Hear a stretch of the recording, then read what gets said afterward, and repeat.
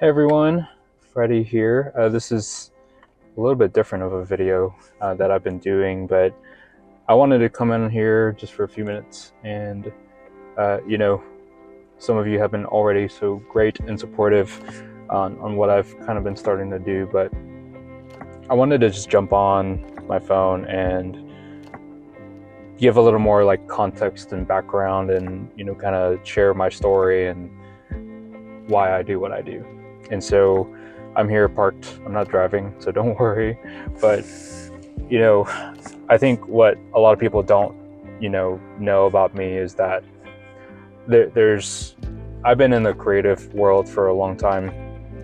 And a lot of what I have seen, or I'll start here, a lot of what I'm doing now is based on what I have experienced and seen in this space. So to me, it doesn't really matter if you are in an organization or in a business or a company. Like, I think this is very common to see in a lot of places when it comes to just creative work in general. And my story, at least regarding this stuff, it kind of all started in a very pivotal moment back in 2022, where I was working for an organization and who I still dearly love. And long story short, I won't go into the details, but long story short, what happened was that I thought I was, I had a few years under my belt, and we did some like crazy awesome work in the like during the pandemic. And I thought eventually that I was kind of working my way up to like a creative leadership role, and that unfortunately didn't work out. And so I came to eventually, over time, I came to the point where I felt like it felt like the writing was kind of on the wall for me as far as being on staff in this organization. And it's not really like, for me, it's not really anything necessarily against that organization. But for me, and like my journey and what I am experiencing, what I feel like God is teaching me is through all that, it was kind of just a reminder that like sometimes it doesn't really matter if you have all of the talent and all of the grit in the world. You'll hear me say that a lot, because I think while that is important and to have, it is not everything. And this is kind of what I has sparked this thing is I personally I did a lot of work, and I worked myself to the bone, to the point of where I experienced anxiety and things like that. However, I also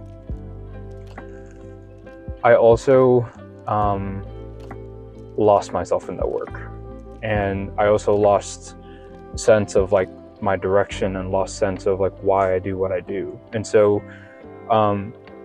what can happen often in these settings is that we do this creative work, and sometimes it's so subjective, and but it's ironically it's something so subjective that has to also meet objective goals. And so like if you're in an organization or a business or a company, like you most likely have some sort of KPIs or some sort of goal that you're trying to meet. And so you have these projects that like, this marketing campaign has to have some ROI.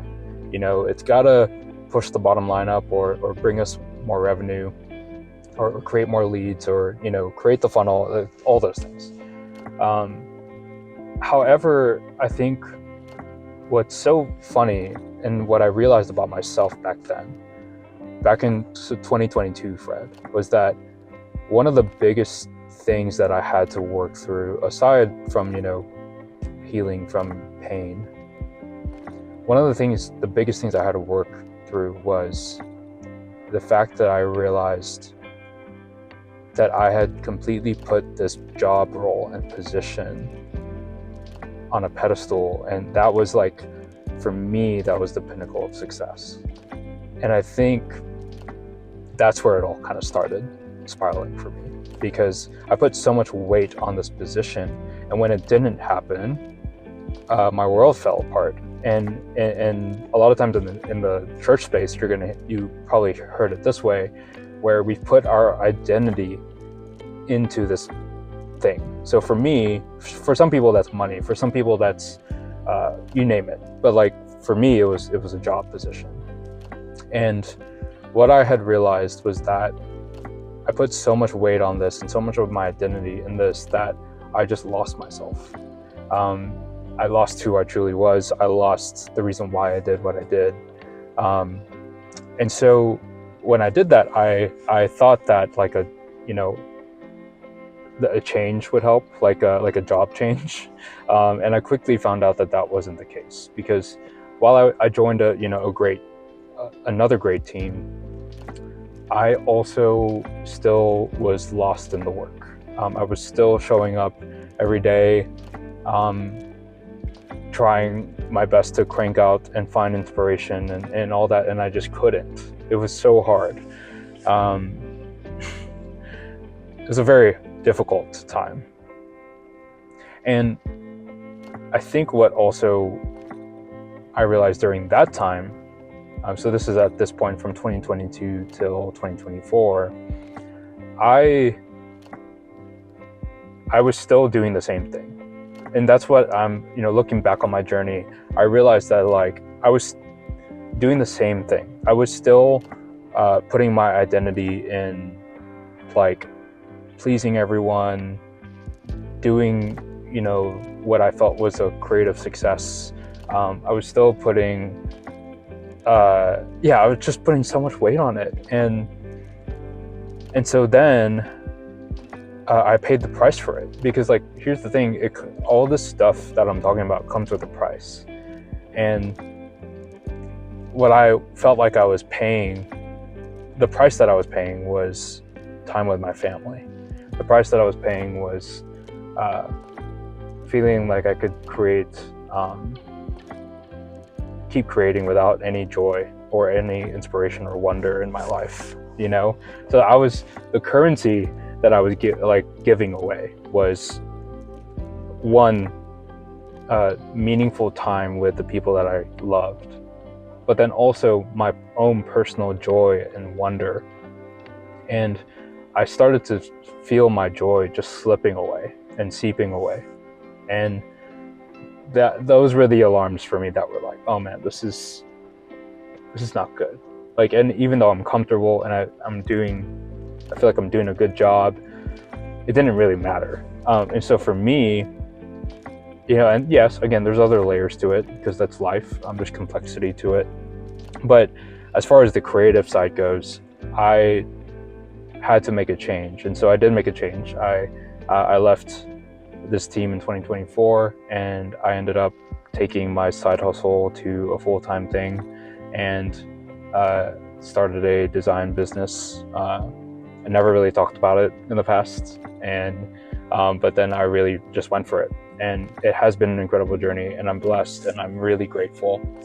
And I'm grateful for the work I've done. I'm grateful for the mistakes I've made. I'm grateful for the clients who have been patient with me while I'm like learning how to juggle all of it. And I'm so proud of the work that I'm doing. But still, you can still even then end up in the same cycle. And so it's that same cycle of like, you're just pushing through the exhaustion, and you're pushing through the projects and the clients, and you're pushing through the deadlines, and you're pushing through this and that. And like, that was always the answer for me. Like, the response in any of these situations in my story, the response was always push harder. And it wasn't until I realized that I didn't have to push harder. I had to actually just look deeper. And when I started to look deeper, that's when everything started changing for me. And you can't see it, but I'm tearing up right now. So it's a good thing I'm wearing sunglasses. But that was the issue for me, was that I was pushing and pushing and pushing, like so much harder. And I pushed to the point where I was burned out and exhausted all the time. So then I wasn't present. I wasn't present in the work. I wasn't present with my family. I wasn't present with my team. I wasn't present, anywhere. And then eventually that kind of led to anxiety and panic attacks and this and that and this and that. And so here's the interesting thing.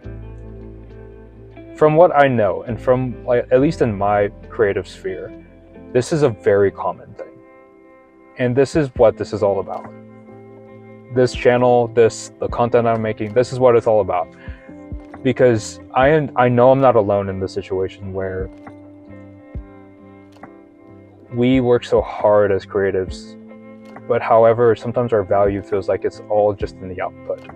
And it's all just in what we produce and what we make and create. And I think the thing that I'm trying to drive home for a lot of creatives is to remind them that one, your work isn't who you are.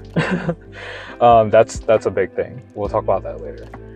But I realize what I have been missing in my life is building an intentional framework and rhythm in my life to basically rest. So there are these rhythms that were missing from my life throughout my career, which is resting. I was terrible at it. Still kind of bad at it. I'm improving, I'm growing in it, but I'm still bad at it.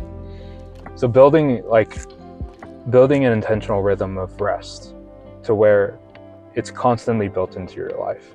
It's not just you work and then you rest, but it's more like you're working from the rest. So that's one thing. The other thing would also be reorienting your life and realigning everything, because when you sit down and actually think about what you want your life to look like in the next 5 to 10 years, there might be some things that you've kind of been overlooking, and then you realize you are in a place where you don't want to be. And so that's what happened to me. And so I've been in this kind of journey of reorienting and realigning my life to the goals I want to accomplish and how I want to be seen as a person and as a creative. And so this is definitely part of that. So I think reorientation is really important because it brings clarity to where you need to be. The other thing would be just reinvigoration. And so that's what I'm calling it.